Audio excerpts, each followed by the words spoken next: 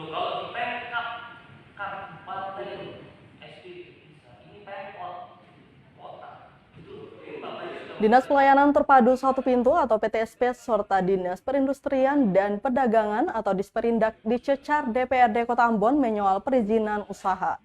Pasalnya DPRD Kota Ambon mendapati berbelitnya pengurusan izin usaha minuman beralkohol. Selain itu juga ada laporan pengusaha telah dimintai sejumlah uang hingga 5 juta rupiah untuk pengurusan izin. Akibat lamanya proses perizinan, barang milik pengusaha kemudian disita kantor Bea Cukai Kota Ambon karena tak dapat menunjukkan surat izin sebagai bukti fisik.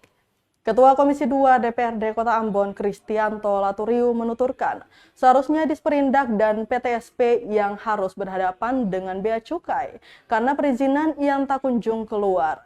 Dijelaskan jika aktivitas pengusaha dibatasi dengan persoalan administratif, maka daerah juga dirugikan.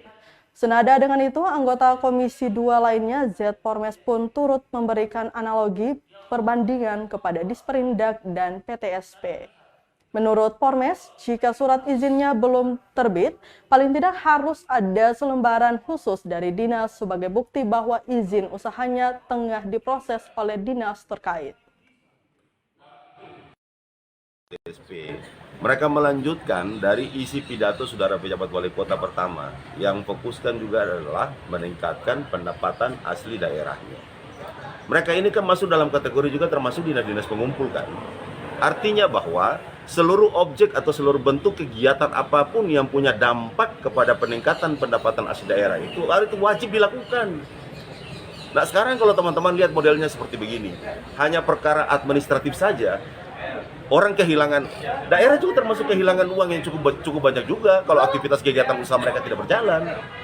Dan ini bukan soal mereka berdagang untuk mencari untung, tapi soal kontribusi kepada mereka itu kepada ekonomi di daerah itu.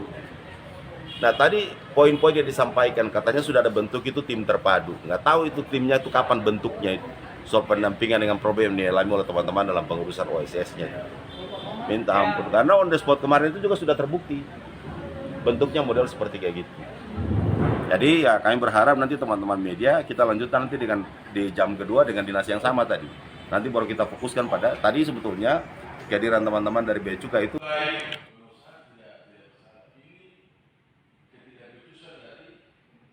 Terima kasih sudah nonton. Jangan lupa like, subscribe, dan share ya.